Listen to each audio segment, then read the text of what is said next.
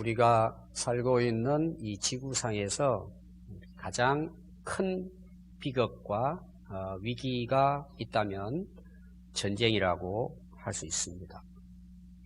현재도 우리가 살고 있는 이 땅에는 크고 작은 전쟁이 계속되고 있습니다.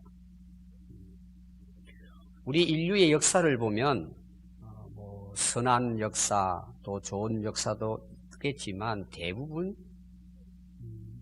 비극적인 역사입니다. 그 역사가 바로 전쟁의 역사입니다.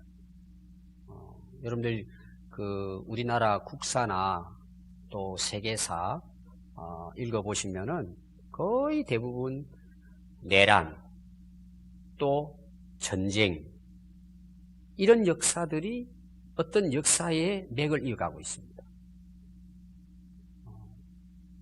아마 이 땅에 살고 있는 동물 중에서 가장 잔인하고 가장 악랄한 동물이 있다면 사자도 아니고 호랑이도 아닙니다. 사람입니다. 지금도 전쟁은 계속되고 있습니다. 어제도 예멘과 사우디아라비아가 전쟁을 해서 민간인 30명 이상이 죽임을 당했습니다. 끊임없는 전쟁이 이어져 오고 있습니다. 우리나라도 1950년 6월 25일 한국 전쟁이 일어났습니다. 북한이 소련의 지원을 받아가지고 38선을 넘어서 남한을 침략을 하기 위해서 공격에 들어왔습니다. 3일 만에 서울이 점령당했습니다. 한 달 후에 저 아래 낙동강 부근까지 우리 군인들이 다 후퇴해서 밀려갔습니다. 미국의 주도하에 유엔 연합군이 파병이 되어서 9월 15일 인천 상륙 작전을 통해서 서울을 다시 찾게 됩니다. 그리고 1953년 7월 23일 휴전 협정이 체결이 되고 그때까지 3년 동안 전쟁이 이루어져서 약 450만 명이 죽임을 당했습니다. 그 전쟁의 위기는 지금도 계속되고 있습니다. 우리나라보다 더 많은 전쟁을 치룬 민족이 있다면 이스라엘 민족입니다. 이스라엘의 민족은 정말 수없이 많은 전쟁을 치릅니다. 여러분 성경에도 이스라엘 역사를 보면은 얼마나 많은 전쟁을 치르는지 우리가 알 수가 있습니다. 현재 우리 이스라엘은요 독립한 지 얼마 되지 않습니다. 그 엄청난 전쟁을 치르고 결국은 그들이 나라를 독립해서 현재 이스라엘이 되었지만 지금도 이스라엘은 아랍국에 휩싸여 가지고 매일 전쟁을 치르다시피 하고 있습니다. 어떻게 보면 참 이스라엘 민족은 대단한 민족이라고 볼 수 있습니다. 그 좁은 땅 얼마 되지 않는 이스라엘이 그 주변에 수십 배가 많은 아랍 연합군과 대치하고 지금도 살아남았다는 것, 이건 기적 같은 일이라고 볼 수 있습니다. 오늘 우리가 읽은 내용은 지금부터 3000년 전 이야기입니다. BC 950년경에 이스라엘과 블레셋과의 전쟁 이야기입니다.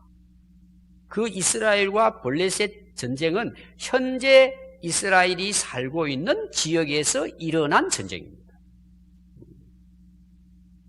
오늘 여러분 그래서 그 4장 1절부터 읽어보면은 그 당시 선지자는 이제 사무엘 선지자였습니다. 하나님께서 사무엘 선지자를 통해서 이스라엘 백성들에게 말씀을 전하셨습니다. 근데 이스라엘이 블레셋과 전쟁을 치르게 됩니다.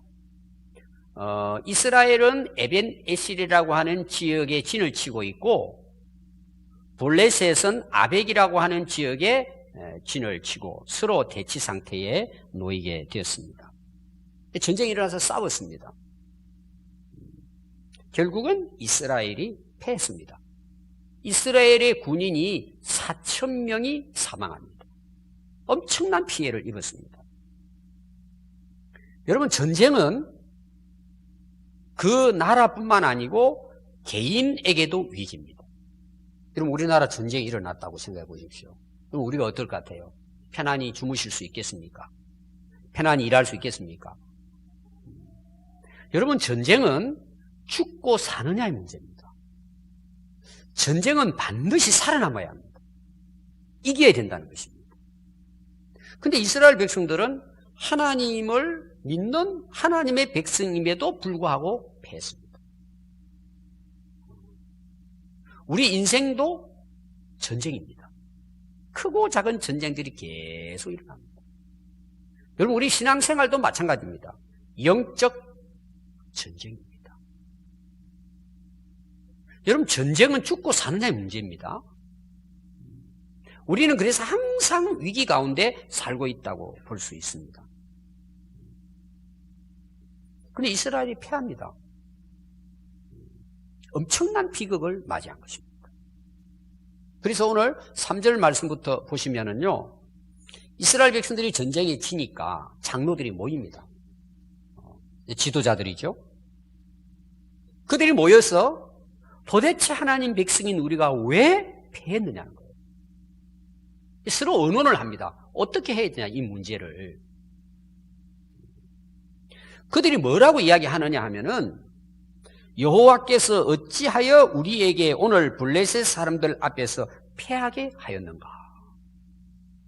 왜 하나님께서 우리를 이기게 하시지 않고 패하게 하셨느냐는 것입니다. 그들은 전쟁이 패한 것을 하나님께 원인을 돌렸습니다. 여러분, 어떻게 보면은 굉장히 신앙적인 모습이라고도 볼 수 있어요. 아, 우리가 전쟁에 진 것은 하나님이 지게 하셨다. 잘 보면 이들이 믿음이 있는 것처럼 보입니다. 실제로는 그렇지 않습니다. 그들은 하나님을 잘못 알고 있는 것입니다. 아니, 원인은 자기들에게 있지 어떻게 하나님께 있겠습니까? 하나님께 돌린 것입니다. 그러니까 자신들이 잘못한 것에 대해서는 보지 못한 것입니다. 그리고 하나님이 우리를 지게 하셨다는 것입니다. 그럼 우리가 어떻게 해야 될까? 계속해서 블레셋이 우리를 공격해 올 텐데 우리가 어떻게 막고 이길 수 있을까? 거기에 대한 이제 해결책을 그들이 의논을 합니다. 그 해결책이 뭐냐 하면은 여호와의 언약궤를 실로에서 가지고 와서 우리의 진영에 모시고 그것으로 인해서 우리가 원수들을 이기고 물리치고 우리가 구원을 받자. 하나님의 언약궤를 가지고 오자고 결의를 합니다. 하나님의 언약궤를 가지고 전쟁에 나가면 우리도 이길 수 있다. 그들이 의논한 결과입니다. 그래서 사람을 보내서 만군의 여호와의 언약궤를 가지고 옵니다. 언약궤를 가지고 오니까 누가 함께 따라오느냐? 제사장 둘이 따라옵니다. 같이 언약궤를 가지고. 그 제사장이 엘리 제사장 두 아들인 홈리와 비느하스입니다. 그래서 이 하나님의 언약궤와 함께 이 두 제사장이 같이 오게 된 것입니다. 그들은 무슨 생각을 했느냐 하면 우리가 실패한 이유는 하나님의 언약궤를 가지고 가지 않았기 때문이라는 거예요. 하나님의 언약궤를 가지고 가면 우리 이길 수 있다는 거예요. 하나님이 구원해 주신다는 것입니다. 여러분, 언약궤라는 것은, 언약은 약속이라는 뜻이에요. 언약의 약속에 하나님의 말씀이 들어있는 궤짝이 언약궤예요. 언약궤 안에는 원래 모세 시대 때는 거기에 하나님의 계명인 십계명이 들어있어요. 두 돌판이 들어있습니다. 하나님이 기록해 주신 여러분 십계명 내용 아시잖아요. 그 이제 거기다 보관을 하고 또 하나님께서 40년 동안 이스라엘 백성들을 먹이고 입히셨기 때문에 그 하나님의 은혜를 기억하기 위해서 만나를 넣어서 만나의 항아리가 그 안에 들어있어요. 하나님이 우리를 40년 동안 먹여주셨다는 거예요. 또 하나는 그 아론의 지팡이에요. 하나님께서는 아론과 모세를 통해서 우리를 하나님께서 인도해 주셨다.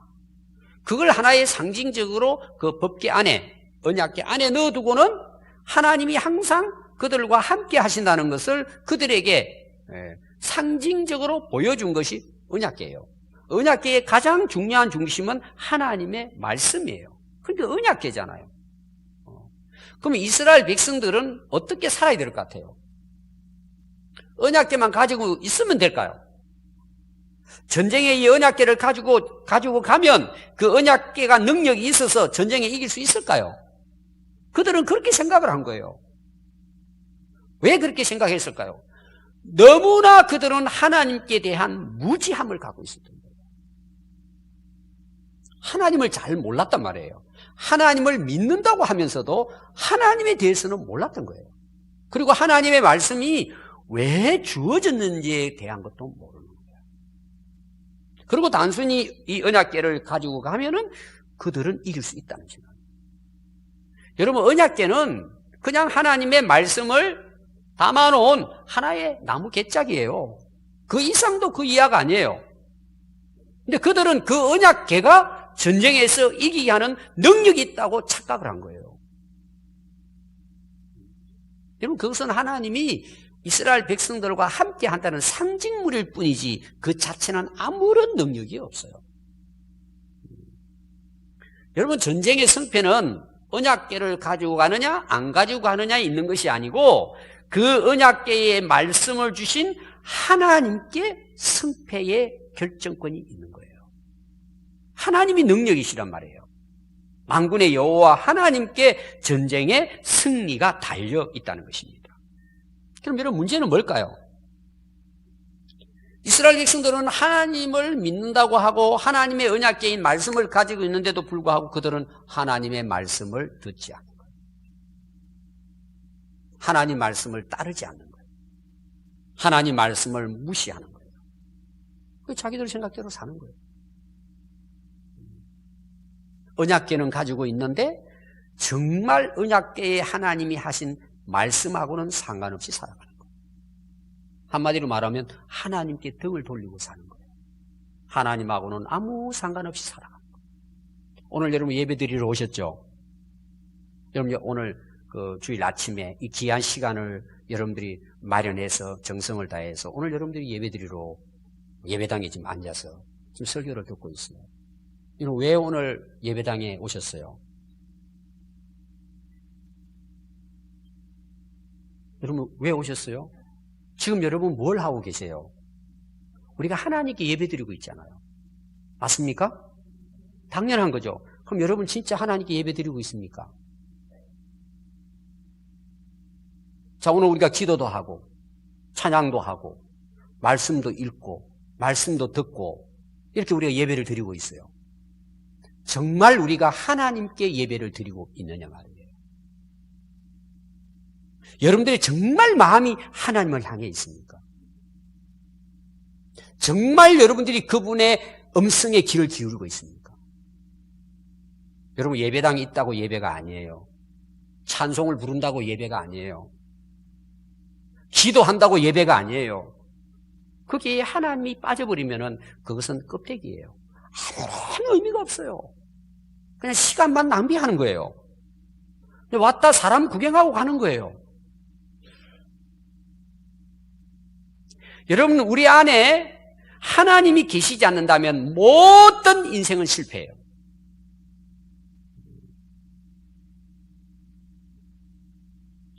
여러분 우리가 인생을 살아가는 데 있어서 한 나라의 전쟁도 그 나라가 그 사람이 누구에게 속해 있느냐가 중요해요. 이스라엘 백성들이 언약궤를 가져가는 게 중요한 것이 아니고 하나님께 속해 있느냐가 중요한 거예요. 그들이 진정으로 하나님을 마음에 모시고 자기 자신 안에 언약궤가 있어야 된단 말이에요. 자기 안에 하나님의 말씀이 있어야 된단 말이에요. 언약궤 안에 있는 말씀은 상징일 뿐이에요. 여러분 성경책으로 들고 왔어요. 이 말씀이 능력이 있어요. 그러나 이 성경책 자체가 글자 자체가 능력이 있는 게 아니잖아요. 그 하나님 말씀이 내 안에 들어와야 능력이 되잖아요. 그 말씀이 나를 살리잖아요. 근데 우리가 하나님 말씀에 대해서는 듣지도 않고 하나님 말씀 무시하고 살아간다는 것은 곧 이름은 하나님을 믿는다고 하는 신자일지 몰라도 실제로는 하나님과 아무 상관없는 거예요. 여러분 그곳에 하나님이 함께 하시고 우리의 인생에 우리나라의 위기에 하나님께서 이기게 하시겠냔 말이에요. 그것은 어리석고 착한 일이에요. 여러분 우리가 신약에 보면은요 하나님이 우리와 함께 하시는 걸 어떻게 설명하느냐 하면 예수님은 그리스도 안에 있어야 된다고 이야기해요. 우리가 진짜 그리스도 안에 있으면 어떻게 될까요? 하나님이 승리하게 하시는 거죠. 여러분 사무엘상 17장, 오늘은 이제 4장 읽었잖아요. 쭉 내려가서 17장 가면은 또 전쟁이 있습니다. 그 안에도 물론 전쟁이 있지만 이스라엘과 블레셋과 또 전쟁이 있어요. 큰 전쟁이 일어납니다.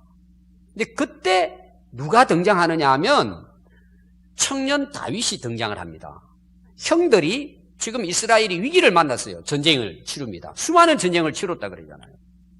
그 아버지 이새가 너 형들이 지금 전쟁터에 나갔는데 살았는지 죽었는지 가서 확인하고 와라. 그리고 형들이 가져갈 음식을 준비해서 이 다윗을 보냅니다. 이 다윗이 음식을 준비를 해서 가지고 가는데 보니까 지금 이스라엘하고 블레셋이 전쟁 중에 있는 거예요. 근데 더 큰 문제가 뭐냐 하면 이스라엘 군인들이 전부 다 골짜기의 산 뒤에 다 숨어 있는 거예요. 한 사람도 나가 싸우려고 하지 않는 거예요. 그리고 블레셋에서는 한 장군이 일어나가지고는 고함을 지르는 거예요. 막 거인 같은 막 인물이 나와가지고는 하나님의 이름을 막 욕되게 하고 이스라엘을 막 모독하는 거예요. 그걸 다윗이 듣습니다. 그때 막 다윗이 분노하는 거예요. 도시락 딱 제쳐놓고 내가 저 장군과 가서 싸워야 되겠다는 거예요. 아무 준비가 되지도 않았어요. 결국은 사울 왕이 다윗을 부릅니다. 네가 어떻게 저 장군과 싸우고 이기냐? 왕이여, 저는 만군의 여호와의 이름으로 나가서 싸우면 이깁니다. 저를 보내주십시오. 왕이요, 자기 갑옷을 벗겨서 투구부터 해가지고 칼부터 해가지고 다윗에게 다 맡깁니다. 다윗이 그걸 입어봐요. 투구도 쓰고 갑옷도 입고 왕의 복음을 들고 딱 하니까 자기 몸에 사이즈가 안 맞잖아요. 자기는 S인데 사울은 엑스라지예요.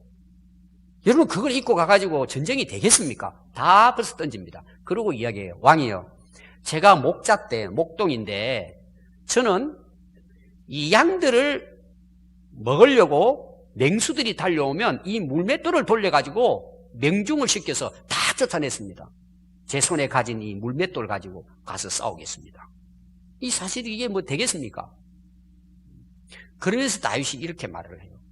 블레셋 그 골리앗 장군을 향해, 야, 너는 칼과 창으로 나를 공격하고로 나오지만은 나는 여호와의 이름으로 네게 나가노라. 이 전쟁은 하나님께 속했기 때문에 하나님께서 이기게 하실 것이고 너를 내 손에 하나님이 넘겨주실 것이다. 여호와의 구원은 칼과 창에 있지 아니함을 내가 너에게 보여주겠다. 그리고 여호와의 이름으로 물맷돌을 돌리면서 나가서 돌려서 던집니다. 정확하게 골리앗의 이마에 박혔다고 이야기했어요. 실제로 여러분 다윗은 어마어마한 힘으로 실제로 그거를 이용해서 평상시에도 훈련된 목동이었어요. 정확하게 명중을 해서 골리앗이 쓰러지고 그 전쟁은 이스라엘의 승리로 끝나게 됩니다. 여러분, 언약궤 가진다고 이기는 것이 아니고 하나님이 함께 하셔야 이긴다는 내용이에요. 아멘. 그리고 5절 말씀부터 보면요, 이스라엘 백성들이 결정을 했잖아요. 사람을 보내가지고 여호와의 언약궤를 가져왔잖아요. 그 언약궤를 가지고 이 군사들이 모이는 진영 안으로 그 언약궤를 메고 제사장들과 함께 들어오니까요, 온 이스라엘 백성들이 막 기뻐하고 즐거워해가지고 막 용기 백배해서 큰 소리로 외칩니다. 그러니까 땅이 울렸다 그랬어요. 지진이 일어날 정도로 막 울렸다 그랬어요. 그 소리를 블레셋 군사들이 들은 거예요. 그동안 듣지 못한 엄청난 고함 소리예요. 함성 소리예요. 기가 죽어가지고, 야, 우리 이제 졌다.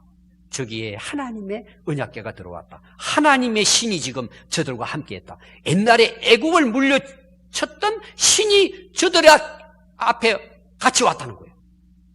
야, 우리 큰일 났다. 이제 우리 죽었다. 그리고 막 두려워 떨었다는 것입니다. 여러분 재미있습니다. 언약궤를 가지고 가면 이긴다. 그러니까 온 이스라엘이 언약궤를 딱 가져오니까요, 막 함성 소리가 막 하늘을 찌르는 거예요. 막 소리를 외칩니다. 여러분 무슨 소리를 외쳤을 것 같아요? 한번 생각해 보셨습니까? 그들이 막 온 백성들이 그 언약궤를 가지고 이제 우리 이겼다는 그런 확신을 가지고 굉장하죠. 확신이 막 고함을 지르고 큰 소리 지르는데 땅이 진동했다니까요. 여러분 어떤 소리를 외쳤을 것 같아요? 여러분들이 뭐 그곳에 안 계셨으니까 알 길은 없겠죠. 우리나라 같으면 여러분 뭘 외쳤을 것 같아요?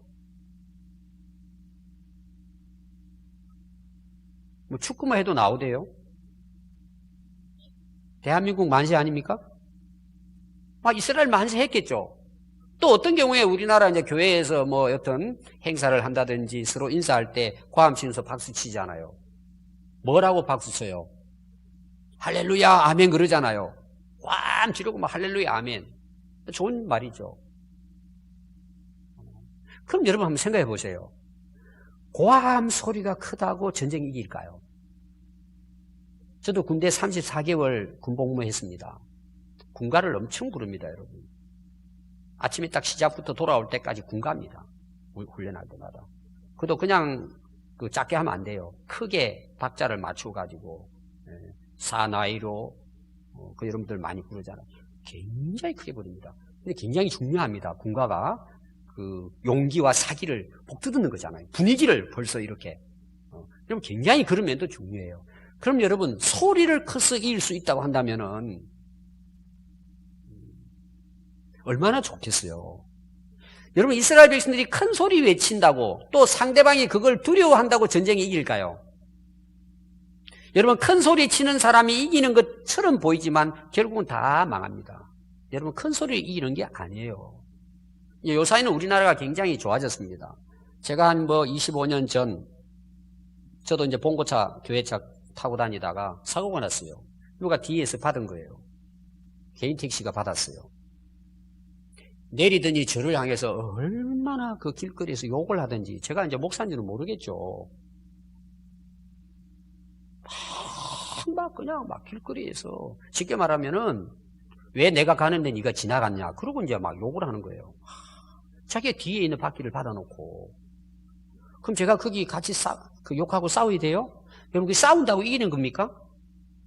저는 그래서 그 보험회사에다가 이제 전화를 했죠. 이렇게 해서 뒤에서 오는데 이렇게 해서 받았다고.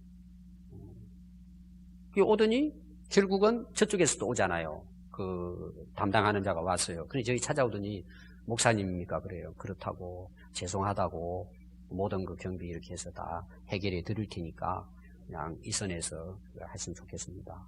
저는 바라는 게 하나밖에 없습니다. 자기가 와서 받았으니까 원상태로 해주면 아무 문제 없습니다. 근데 저 기사 하는 행동을 보니까 회사 그렇게 해서는 안 됩니다. 자기가 잘못했으면 한마디 했으면 저는 그냥 갈 수도 있어요. 그리고 그 사람은 쏙 빠져버렸어요. 한 번도 와서 사과한 적도 없고 그냥 그분은 가버리고, 담당자가 와가지고 그렇게 해서 그냥 그렇게 하라고 끝은 났는데, 여러분, 큰 소리 친다고 이기는 게 아니에요. 여러분, 여기 소리 크게 내는 분들 계시죠? 오늘부터 얌전하십시오. 그럼 그거 가지고 이기는 게 아니에요. 조금 도움은 될지 몰라요. 우리가 운동 경기하고 할 때. 그러나 고함 소리보다도 뭐가 이겨요? 실력이 이기는 거예요. 맞습니까? 능력이 있어야죠. 이스라엘 백성들이 어리석임이 뭔 줄 아세요? 고함 소리 크게 치면 이기는 걸로 생각해요. 또 자기들은 이겼다고 생각한 거예요. 마음은 그랬겠죠. 여러분, 그렇게 해서 문제가 해결되는 게 아닙니다. 여러분, 진짜 그들이 하나님을 신뢰하고 이기려고 했다면 뭘 소리 외치고 큰 소리 내야 될 것 같아요? 여러분, 앞에 나왔습니다. 이스라엘 백성들이 아말렉과 그 광야에서 처음 전쟁을 치러요. 근데 모세가 명령을 내립니다. 여호수아 장군에게 너 군사들 데려가서 아말렉과 싸우라. 우리는 산에 올라가서 손 들고 기도하겠다는 거예요. 놀라운 것은 모세가 아론과 훌과 함께 손을 들고 하나님을 향해 기도했을 때는 이스라엘이 이겨요. 손이 내려오면 밀려요. 그래서 밤이 맞도록 손이 내려오지 않도록 아론과 훌이 양쪽에 돌을 놓고 앉아가지고는 그 기도의 손을 붙들고 함께 기도했을 때 아말렉을 물리쳤습니다. 여러분, 우리가 부르짖어야 할 게 뭘 것 같아요? 하나님 앞에 엎드려 기도하는 거예요. 부르짖고 기도할 때는 하나님께서 역사하시는 거예요. 고함 지른다고 여러분 이기는 게 아니에요. 큰 소리 내는 사람이 이기는 게 아니라 기도하는 사람이 하나님이 도우셔서 이기게 하시는 거예요. 이게 하나님의 역사입니다, 여러분.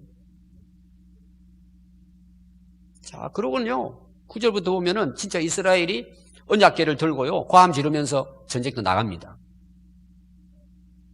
싸워서 이스라엘이 이겼을까요? 자기들이 이길 거라는 확신을 가지고 나갔어요. 언약궤 있죠. 온 군인들이 막 한 마음이 돼가지고 부르짖고 막 고함 지르고 으쌰으쌰 하고 나갔어요. 대패합니다. 처음에 싸움에서는요 4,000명이 군사들이 죽었어요. 자신만만하게 해가지고 가서 싸웠는데 대패했는데 3만 명이 전사합니다. 이건 완전히 망한 거예요. 어떻게 보면 블레셋이 종이 될 수도 있어요. 식민지가 될 수 있을 정도로 대패를 합니다. 여러분, 근본적인 원인이 어디 있을까요? 그들은 하나님의 백성이라는 이름이 있어요. 이스라엘 백성이에요. 그들의 마음에는 하나님이 없어요. 그들이 하나님으로부터 마음이 떠나버린 거예요. 여러분, 우리가 어떤 일을 할 때 처음에 실패할 수 있어요. 우리가 적은 일에 실패할 수 있습니다. 여러분, 인생 살아오면서 많은 그런 실패의 경험들이 많으실 거예요. 특히 이제 우리 믿는 성도들 입장에서 우리가 신앙생활하고 기도는 하지만 우리가 살아오다 보면 실수도 하고 실패를 하잖아요. 그 작은 사소한 일에 실패할 때 여러분들이 정확하게 그거를 원인을 파악해야 돼요. 왜 실패했는지를. 근데 우리는 덮고 가버려요. 그리고 우연히 그런 일이 생겼다고 생각하면 덮어버립니다. 여러분, 작은 일에 실패했을 때 깨닫지 못하면 나중에는 대패하는 거예요. 나중에는 수습할 수 없을 정도로 인생이 무너져 버리는 거예요. 여러분, 전쟁이라는 것은요, 한번 무너지면 회복한다는 게 여러분 결코 쉽지 않습니다. 여러분, 작은 실패할 때 여러분 꼭 기억해야 될 게 뭐예요? 아, 언약궤를 안 가지고 나가 그럴까? 내 목소리가 좀 모자라 그럴까? 이게 아니란 말이에요. 하나님의 관계가 깨져 있으면 계속 실패합니다. 우선 우리가 노력을 해가지고 그걸 아무게 그냥 덮고 지나갈 수 있어요. 적당히 덮고 해결하고 나갈 수 있어요. 여러분, 그게 덮일 수 있을까요, 여러분? 안 덮입니다. 꼬이고 계속 꼬입니다, 여러분. 그게 문제가 해결이 돼야 돼요. 근데 우리는 뭐예요? 쉽게 살려고 하는 거예요. 덮어버리고 지나가버리고 모르겠다 그러고 내버리고 가는 거예요. 나중에 그것이 불씨가 돼가요 온 산이 다 불탈 수 있어요. 여러분, 그런 거 있잖아요. 산불 났는데 조금 나가지고 금방 불을 껐어요. 대충 끈 거예요. 근데 아래 불씨가 남아있어요. 나중에 새벽녘 됐으니까 온 산이 다 타버린 거예요. 그때 가서 조금만 더 정확하게 확인을 해서 그 불씨를 딱 이렇게 마무리를 했다면 걱정 없었을 텐데. 여러분, 오늘 인생을 살아오면서 여러분들의 개인적인 인생의 전쟁을 한번 보십시오. 적당히 덮어버리는 거예요. 대충 해버리는 거예요. 그런 사소한 일들의 실패와 실수를 통해서 우리가 점검해야 될 게 뭐냐? 하나님과의 관계. 진짜 내 마음에 하나님이 계시냐는 걸 확인해야 돼요. 내가 정말 하나님 말씀 앞에 서 있는가를 확인해야 돼요, 여러분. 근데 덮고 또 가는 거예요. 또 가는 거예요. 결국은 한번 무너지면 인생 일어나지 못할 수도 있어요. 이게 우리 인간의 어리석음이 있습니다. 여러분, 뭘 확인해야 돼요? 내가 진짜 하나님께 속해 있는가? 내가 진짜 하나님의 사람인가라는 걸 여러분들 확인해야 돼요. 교회만 다니니까 대충 덮어두니까 여러분 이게 해결이 안 되는 거예요, 인생이. 그게 나이 먹고 가는 거예요. 내가 정말 그리스도 안에 있는지를 확인해야 돼요, 여러분. 여러분, 요한복음 15장에는 하나님의 관계에 대한 이야기잖아요. 예수님의 포도나무 비유잖아요. 가지가 나무에 붙어 있을 때만이 열매를 맺잖아요. 가지는 그 나무를 떠나면 말라 죽습니다. 우리가 항상 위기가 왔을 때는 내가 정말 그리스도 안에 있는가를 여러분 확인해야 돼요. 벗어나 타면 돌아와야 돼요, 여러분. 그래서 많은 열매를 맺습니다.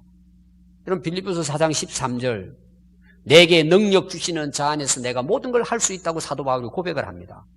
여러분, 안 믿는 사람들은요, 거기에 뭐만 빠지는 줄 아세요? 내게 능력 주시는 자, 그건 빼버리고 내가 모든 걸 할 수 있다. 여러분, 그런 생각만 가지고, 그런 집념만 가지고 여러분들이 집중해서 어떤 일을 하면 성공하잖아요.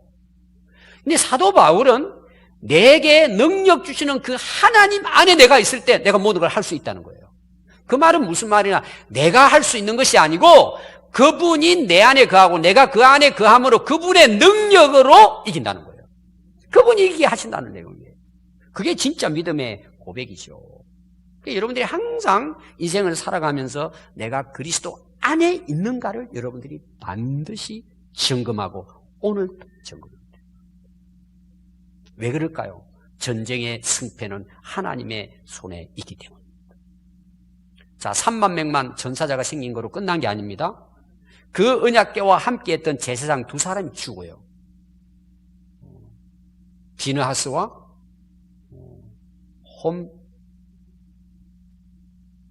홈리 두 제사장이 그 자리에 직사합니다. 언약궤와 함께. 더 큰 문제는요, 이 소식을 아버지 제사장 엘리가 듣습니다. 의자에 앉아있다가 충격을 받아가지고 의자로 함께 뒤로 다잡아집니다. 뇌진탕으로 그 자리에서 직사합니다. 그 소식을 들은 비느하스의 아내가 지금 만삭이었는데 충격을 받아가 쇼크를 받아가지고 아기가 그냥 조산합니다. 피를 토하고 조산을 합니다. 그리고 비느하스의 아내는 그 자리에 쓰러져 죽습니다. 그리고 마지막 쓰러지면서 한 말이에요. 하나님의 영광이 이스라엘에서 떠났다.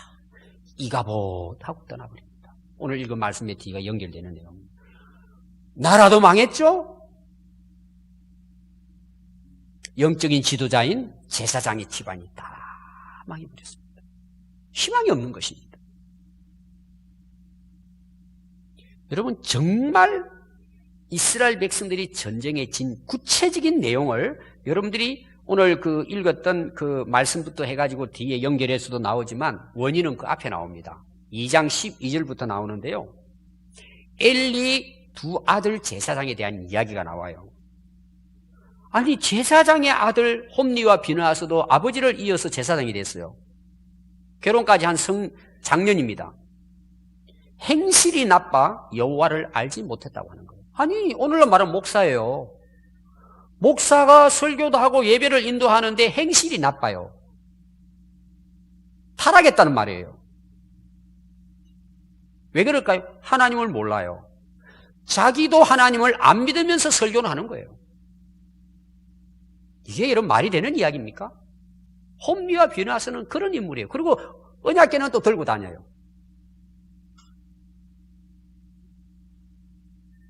더 큰 문제는요, 제사를 드리는데, 이제 제사를 맡아 있는 사람들이 하나님의 이제 제물을 가져와서 그걸 삶아가지고 이제 뭐 제사를 드리고 나눠 먹기도 하고 그렇게 해요, 그거를. 하목제 같은 경우는.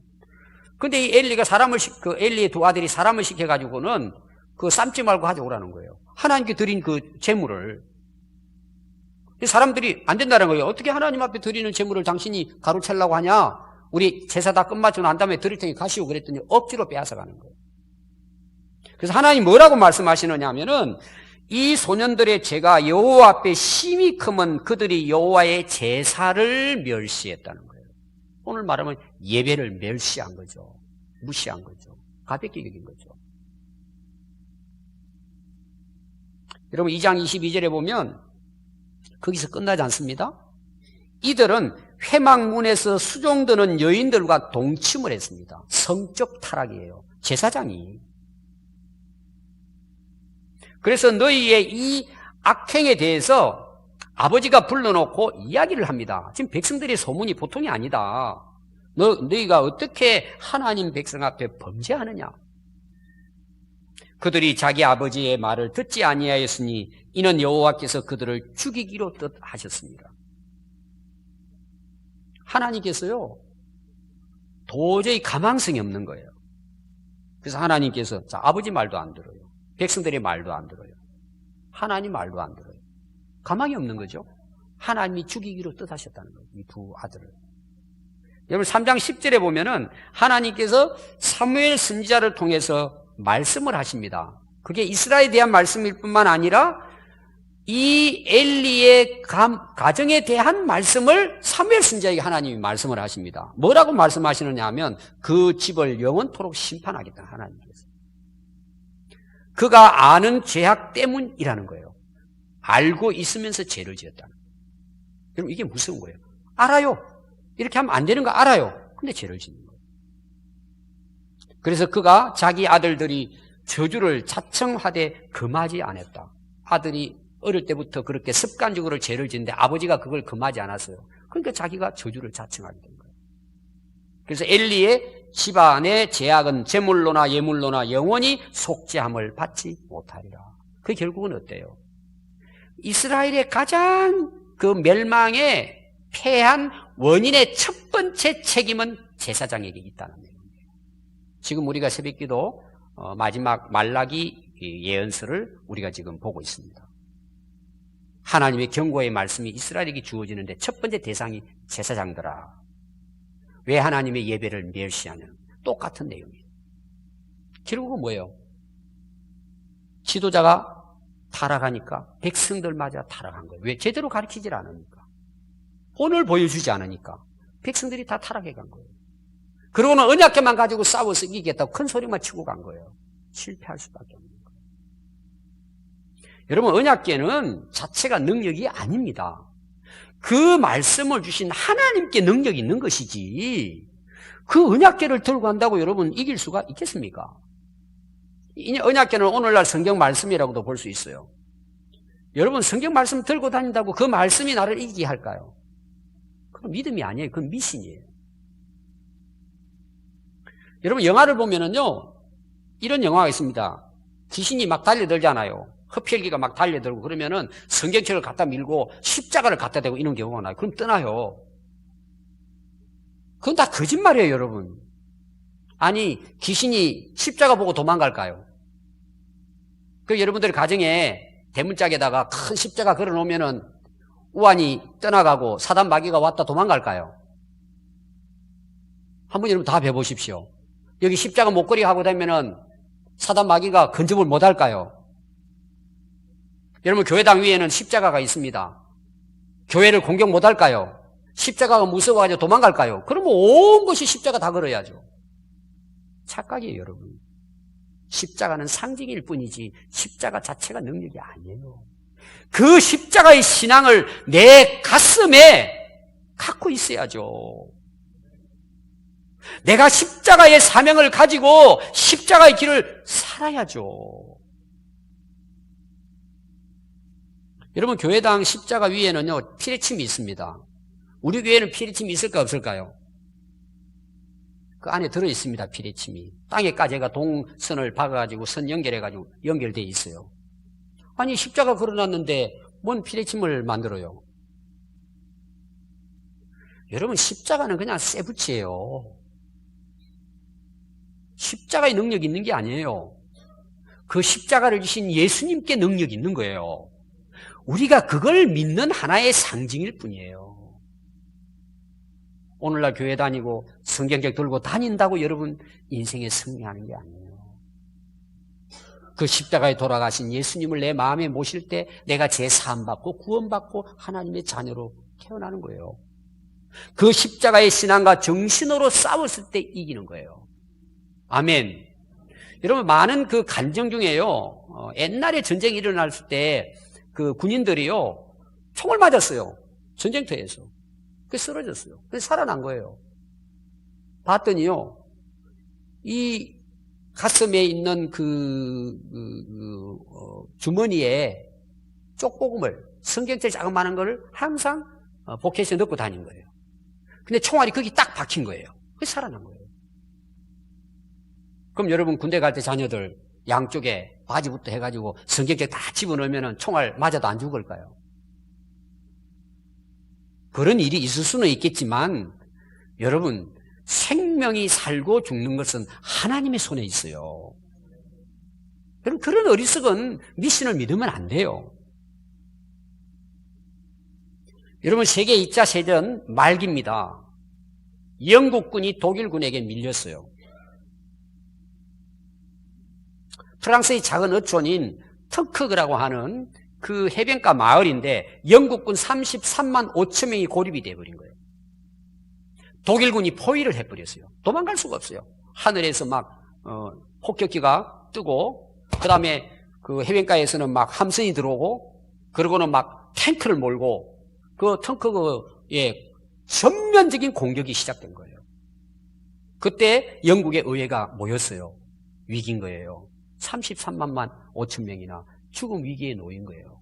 그때 의회의 그 의원들이 그 당시 수상이 처칠 수상을 세워놓고 질문을 하는 거예요. 막 성토를 하는 거죠. 당신 그동안까지 뭐 했냐? 도대체 나라가 여기까지 될 때까지 뭐 했냐? 지금 그거 망하면 끝나는 거예요, 영국은.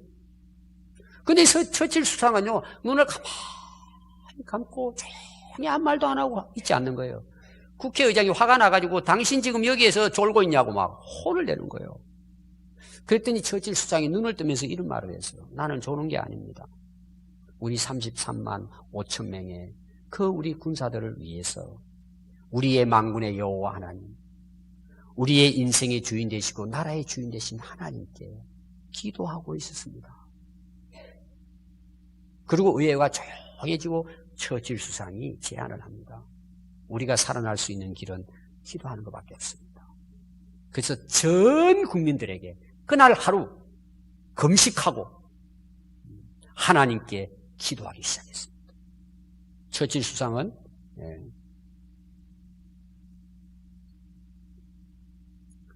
교회당 성가대석에 앉아서 통곡하며 하루를 기도합니다. 많은 사람이 웨스트민스터 교회당에 모이고 집에서 모이고 밤을 새워 기도하는데요. 그 지역에 폭포수 같은 소낙비가 쏟아지기 시작해요. 며칠을 쏟아지는 거예요. 그러니까 비행기도 뜰 수 없고 배도 뜰 수가 없고 탱크가 진흙바닥에 빠져가지고 움직이지는 못하는 거예요. 어느 날 햇볕이 짱짱 쬐 있는데 그 덩크거, 그 영국 군대들이 모여있는 그곳만 햇빛이 쨍쨍하게 뜬 거예요. 이때를 기회로 해서 영국의 함선들 어때까지 다 동원해가지고 33만 명이 넘는 군인들을 전부 다 대피시키고 나중에 독일군이 공격에 들어와 보니까 텅 비어 있는 거예요. 결국은 영국이 다시 총진군에서 결국은 독일군을 물리치고 승리하게 됐다는 것입니다. 우리 인생에 여러 위기가 찾아옵니다. 크고 작은 위기가 찾아옵니다. 그때 우리가 해야 될 것은 하나님께 무릎 꿇는 것입니다. 하나님만이 이기게 하신다는 것입니다. 하나님의 약속의 말씀을 붙들고 기도해야 하는 것입니다. 지금 우리나라도 전쟁의 위기에 놓여 있습니다. 휴전 이후 70년 가까이 냉전 상태에 있습니다. 북한은 지금 핵무기로 공격하려고 하고 있습니다. 우리 힘으로 이길 수 있을까요? 우리나라를 누가 도와줘요? 중국이 도와줄까요? 미국이 도와줄까요? 러시아가 도와줄까요? 일본이 도와줄까요? 도와주지 않습니다, 여러분. 전쟁의 승패는 하나님의 손에 있습니다. 여러분, 진짜 위기는 핵무기의 위기가 아닙니다. 지금 교회가 위기에 놓여 있습니다. 오늘 성도들이 위기에 놓여 있습니다.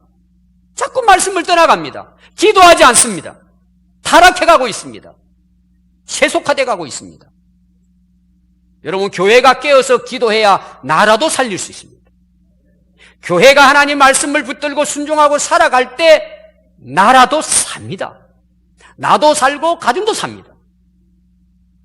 여러분, 전쟁은 끝이 없을 것입니다. 그러나 이기는 길은 하나님께 무릎 꿇는 것입니다. 하나님께 기도하는 것입니다. 전쟁의 승패는 하나님의 손에 있기 때문입니다. 기도하는 가정, 기도하는 교회, 기도하는 민족은 승리합니다. 여러분, 지금은 깨어 기도할 때입니다. 나라를 위해 기도하고, 우리 가정을 위해 기도하고, 자녀를 위해 기도하고, 내 인생을 놓고 하나님 앞에 기도하는 우리 성도들 되시기 바랍니다. 기도하겠습니다.